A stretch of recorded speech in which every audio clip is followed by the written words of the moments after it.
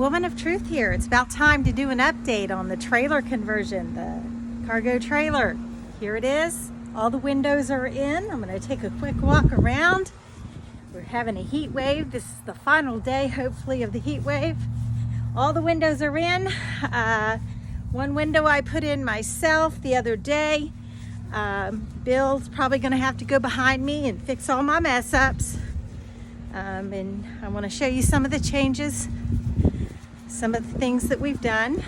Well, here's the nose where the kitchen is going to go. The refrigerator has already come in. Of course, the TV won't be sitting there to be mounted from the top in some place. But I tried spending the night out here, 3 nights. I'll tell you all about that. Anyway, I'm going to keep the look of the metal with the wood. This is paneling that I ended up going with, and it wasn't my intention to begin with, but that is what I decided on, because after my first attempt to spend the night here in such a small space, I found I was rubbing up against the wall a lot, and I had originally just intended to sand and paint the plywood, but in this confined space, all that rubbing up against the wall, it was so uncomfortable that I decided to go with either a beadboard or paneling. I got a good deal on the paneling, and I would have rather taken the beadboard, but because I got such a good deal on the paneling and it is so soft to the touch, and because I'm going to have so much real wood in here, that's why I went with it. And plus, it matches the floor so well. The tongue and groove has not yet been put up in the top. The whole place has been insulated. The shower. Now, we had to disassemble the shower that I had built in order to insulate and do the walls. So when I put it back together, I made some changes. Now, before, the back wall of the shower went all the way to the edge of the base. And I had a wall over here on the shower that went all the way to the edge of the base, and it really blocked the airflow when that ramp door is open, because my goal is to put the flooring, same flooring in here, on there on the ramp, and then build a canvas enclosure so that you have a porch, an enclosed porch. It's like an extension of the vehicle, and in good weather it's like, yes, open up the house and have all this extra space. And so the original shower that I had done was just blocking the view, blocking the air. And I thought, you know what? I have another problem. Also, when I tried to spend the night in here, I had no space. I barely had room for the memory foam topper that I was using to lay on. It was uncomfortable, and I decided I no longer liked the idea of building a bed on either side that will meet in the middle, that will be countertop level, so that the foot of the bed, because the space is just not long enough, and it's certainly not wide enough, being only 5 foot wide, I don't like the idea of my bed going into the kitchen that Bill the plane builder and his wife are eventually going to design for me. And I've got this adorable retro look going on with the metal and the wood and the retro appliances, mint green. I just want to give Bill this space and say, here's what I want. Go to it. Don't worry about us having to build a bed that's going to work with the kitchen. And when I built this shower, everybody made fun of me because it's 30 by 30, which is a rather large space for an RV.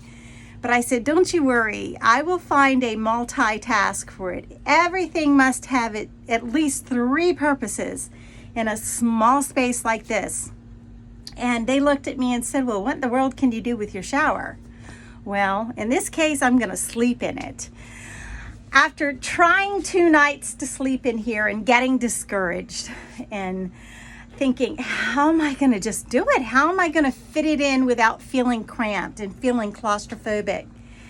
And then that's when I came out here, rebuilt the shower, and took the wall off. All of this is space that is usable when the shower is not being used.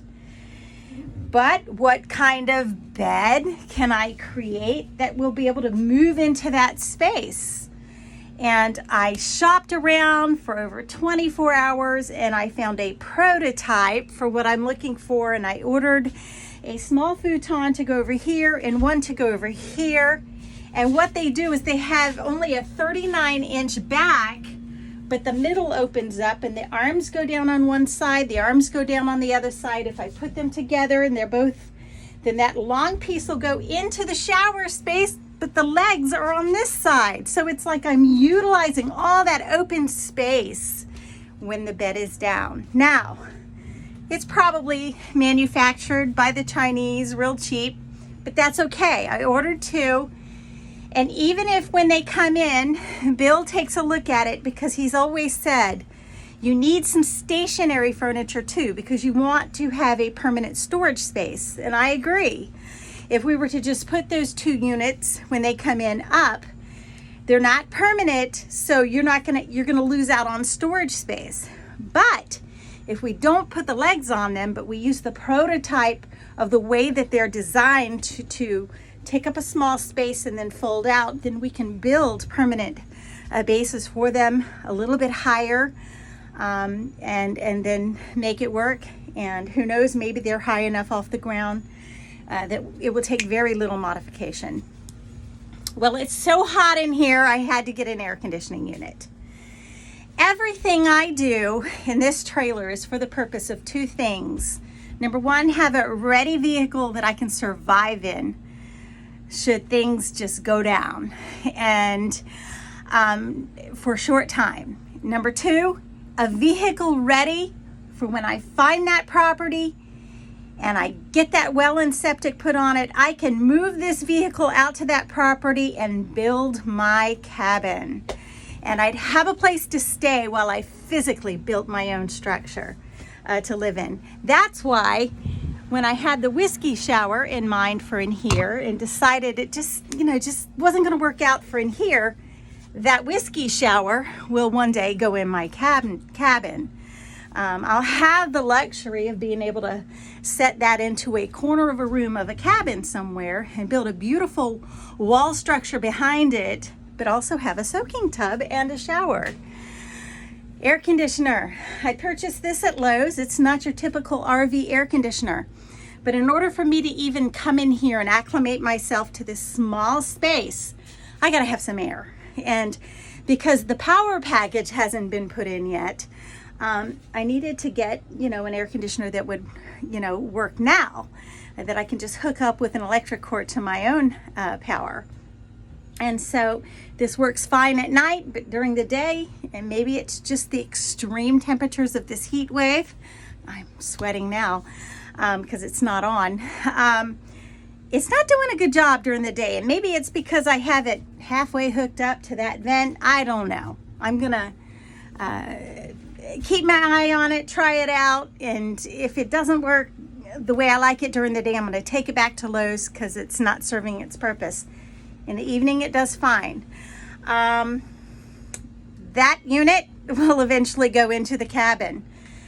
So hopefully, I'll be able to get this thing wrapped up in the next couple of months.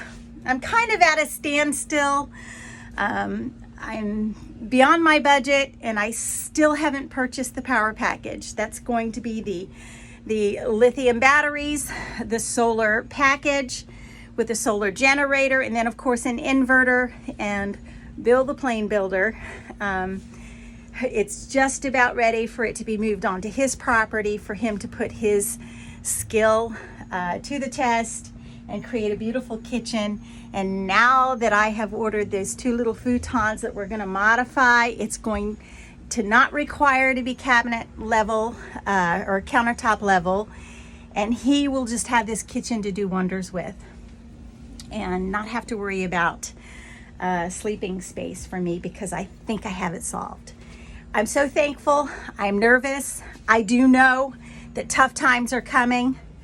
All 5 of my daughters are in healthcare, and when I doubt myself, I think about what's really going on in this country. And one of my daughters called me the other day crying because she's been mandated to get the vaccine, And if she doesn't do it, they're putting the pressure on her, they're persecuting her, they're threatening her with her job, and they're telling her if she doesn't do it, she'll have to sign an agreement that she's got to get tested every week. They're not going to make it convenient for her to get tested. It's just a crock of crap that's being thrown at the American people. And I'm praying to God that He'll bless me through giving me plenty of work for my small business that the regime is trying to crash and to destroy our economy and our capitalism. But by the grace of God, we patriots are going to just keep standing our ground. And I told my daughter, I said, listen, you just resist. And, you know, I can't preach to her, resist, while I sit in my cushy confines of my home where I have plenty of space, and preach to her that God will take care of her. No, instead, I'm going to act by faith. I'm going to build this unit, and by the grace of God, I'll find my own property. And if it means being confined to a small space long enough for me to take my blood, sweat, and tears and build my own cabin in my own territory, that I can stake my territory, and I don't have to preach to her to stand her ground and to resist this totalitarian push. I can prove to her with my actions that, hey, let Mom show you how to stand and resist. And it's one thing to preach it, it's another thing to live it. And that's why I'm doing what I'm doing. I'm preparing myself for difficult times, and by the grace of God, He'll lead me to that property that I can afford and set up a small farm. Looking to get a farming loan under the USDA. I think it's called an FSA. It's a farming only loan, and I think that's the route that I'd like to take. And so just pray for me as I find that property that's affordable, and as I pitch my plan to the bank, and I tell them what my desire is to do, and find some type of farming that's going to be profitable enough in this area, and pitch it to them and get out there and develop it and pull this little cargo trailer out there and build my own cabin. And it takes money to do this, and I've paid for everything that I've done here, but I'm kind of at the point where I'm ready to purchase that compost toilet. I'm ready to purchase the energy and the power, and of course the little wood stove, and that's it. The power, the little wood stove, and the compost toilet, and we're ready to go. So I can tell my daughters and my son, you hang in there and you be the American that God made you, and don't you let this totalitarian communist regime push you around and tell you what to do. God will take care of you, just like He's going to take care of your mom. And instead of just preaching it, I'm going to go before you and I'm going to show you how to do it. And on your ground and private property, you stake your claim and you don't budge. Have a wonderful day. Pray for this American patriot. Pray, share this video. I want to inspire daughters across the country that, hey, I don't care if you're a woman. You can do it. I don't care who you are. You can take your blood, sweat, and tears, and you can build your little survival unit, and you can get your land, and you can stake your territory and say, come and get it. Have a wonderful day. God bless you, and God bless America.